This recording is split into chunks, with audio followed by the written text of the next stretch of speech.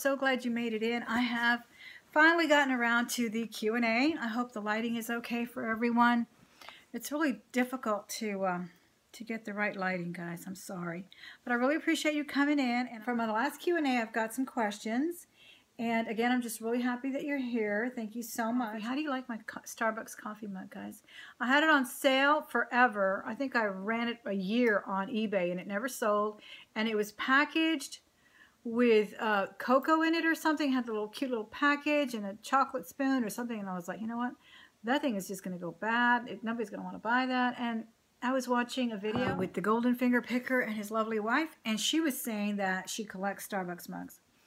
And I was thinking, you know, I have enough of a collection to have my own collection. Why do I keep putting them on eBay? I'm only going to be putting the ones that are worth something because plain logo ones don't seem to be moving for me. So I've already started using those and I gave some to my daughter. The only one that I have found that is selling for good money is a Komodo dragon one that I just found. That one, I left it up. But the rest, I'm just going to enjoy them. I mean, look how pretty this little mug is. I just love it. And it's got, I guess it's a partridge. It's sort of a Christmas theme one. And I think this was from 2012. It's a very nice little comfortable ear there, so I really like it. I'm just going to start using my collection. Okay, we had a little bit of a discussion in our last Q&A, which was wonderful. I'm so glad we can discuss things and not get out of hand or anything. We just have difference of opinion, and that's always a good thing. That's what makes our world go round, isn't it? Okay, Alexander asks me, I'm having trouble getting organized. I wish I had some more room, but right now it's half of the man cave spare room. I think I need categories to keep me more organized. Now, I'm not sure what you mean by categories, but I think we all need to get reorganized. I got reorganized quite a bit. I'm going to insert some footage in here so you can see what I did with my books because it was panic mode every time I would sell a book. I mean, I kind of knew that I had, you know, craft books here and math books here and some children's books all over here in one section, but they weren't quite as organized as I wanted them to be, and I was wasting a good 20 to 30 minutes every time I had to look for a book, unless it was brand new and I knew I had just put it in or whatnot. So I redid that. I'm going to show you some footage here and there. Who knows where I'm going to put it in, but I'll show it to you. And that's kind of what I've done there. So exciting to be able to know exactly where to go to find what I was looking for. I sold a kid's book. I knew exactly where to go. It was either here or in the other shelf with all the kids' books. And I have two shelvings here for all kids. And at the bottom, I have math and languages. Math and languages. History and fiction in these three shelves. So that was easy to find. Built in here, I've got them all organized. Finally done. So I have all of, let me just show you how I organized them. If you have any ideas for better, let me know. But I have my ethnic books here, all of my Hispanic study books, anything in a foreign language, not to study foreign language, that's the other one, but anything that's written in a foreign language or the ethnic study type of books are in there. And also, what is in here? Sort of self-help philosophy or sociology books, you know, Covey books and that kind of thing are in there. And then all of the middle shelf is all crafts. Crafts and photography, knitting, just anything to do with crafting is here in the middle shelf. Then at the very top, I have some personal albums and things up there in the corner. I have music, trivia, I have geekery, and that America book up there is geekery because it's like a comedy book. And aviation and transportation. That's there, okay. And then over in my kitchen, biographies and travel. And some oversized books that will not fit anywhere. So that's why I have that Star Wars book. And of course, the cookbooks are in the kitchen. They have always been in the kitchen. Also reorganized the garage and taken a lot of my things out of my room. In the entryway, I have two secretaries that I also was using as a catch-all for my hauls. And I'm bringing a lot of that into the garage as well. Work a little bit more in here. I've got a backdrop for my pictures. Some of my cups in there, not all of them. This is mostly everything that has been listed already, and just kind of some bric-a-brac and things that I have listed. I showed you my desk. I'm going to bring you this book haul in a little while. This is a lawyer's shelf that I had for a while, and I'm using it to store the plush right now. It's kind of my assembly line. These things that are in the baskets have not been listed yet. and a few things haven't even been hauled yet. This thing behind me, guys, this is how much of a hoarder I am. It is actually a stage. We had it at our clinic, at the autism clinic where I worked. I could have it, and they said, sure. And then I said, okay, I'll get my husband to pick it up. And then they volunteered to bring it to my house, so they did. So I've been using it for shelving. I have my VHS tapes and cassettes and other things in here. And so that is it. I think it's getting a lot more organized. Of course, that's kind of what I've done there. Definitely always room for improvement. As soon as I bring them in, also, I'm trying to list. Again, the jewelry has always been in my jewelry boxes. Clothing, I don't do very much clothing. Poshmark are clothes that they have been rejected by my daughter. Either she doesn't like them, or they didn't fit right. Same thing with me. I'd either bought them to wear and they didn't fit, or I didn't like the way they fit, or whatnot. Or, like I said in one of my Power Seller videos, if it is something that's extremely unique, like a costume or a Harley Davidson jacket, or please give us some comments. If you have any tips, give us some comments down below. We'd really appreciate it, on how you get organized, how you find your things quickly, and what kind of categories do you put them in, and where, and how do you find things, and things of that nature. All right, next question. Guillermo, he says, great tip about the hairspray. What are the must-have items for someone to bring while thrifting? Planning to go to garage sales or to a big community garage sales. I have a big leather bag that I bring with me for that, to put my goods in. I have a small messenger bag, quite a few messenger bags that I use. I bring a magnifying glass usually so I can see the hallmarks on jewelry and toys. And I think that's about it. Oh, I also carry magnets to check the sterling content on jewelry.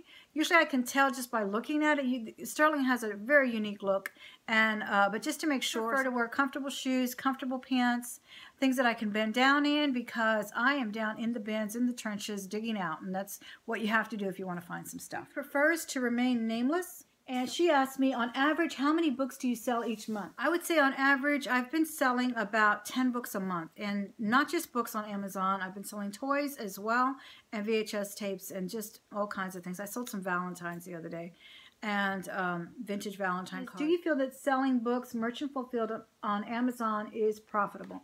It is indeed, because I am getting my books extremely cheap.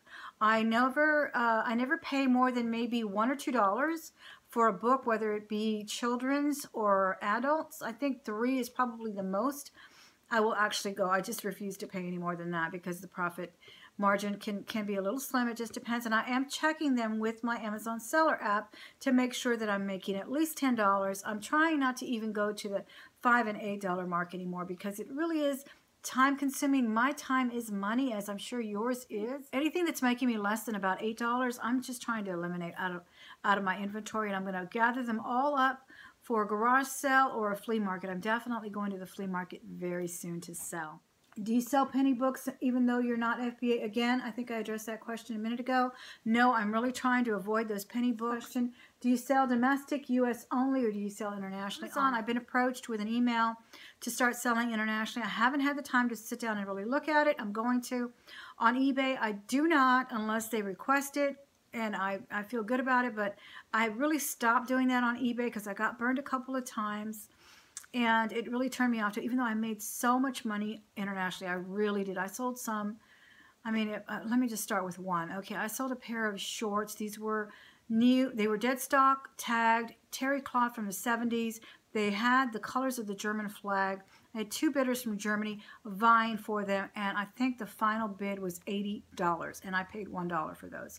And that's just one story that I remember, and I keep thinking, God, I really should go back to selling internationally. But when you get burned, it's just really hard to do that. But I do also sell internationally on Etsy if they ask me to, and I clearly state I'm going to double my shipping for you. Do you still want it? And I will add it on. But those are really, and that's just because the caliber of customer seems to be more reliable on Etsy for me, so that's why I do it that way. Other than that, no, I just sell domestically. She's also asking how I package my books in a really thin paperback. I will just stick it in this bag, and this is a grocery bag, and I will just stick it in there and wrap it, and it's $2 to send it media mail. If it's a hardcover that it's not too heavy, but I don't want it to be damaged, I will sandwich it between 2 cardboard. These are vintage file folders that I either tear apart. These actually were already torn apart, and I sandwich it here And then I put it in a bag like that, or I cut the bag up and I wrap it up, and it's nice and secure. I think I've mentioned to you guys, I'm an absolute bibliophile. I do not like people to put their coffee cups on my books that are mine. I take care of them. I don't fold the corners.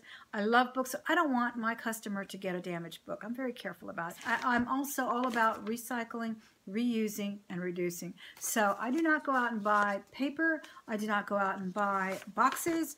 I use what I can. I salvage boxes from everywhere. My neighbors have been informed to give me their boxes. She just brought me a whole bunch of boxes, shoe boxes, all types of boxes, and they all seem to buy off Amazon anyway, so they bring their boxes to me, and I don't go out and buy any, but I do the paperbacks in here. They're perfectly fine. I've never gotten any complaints.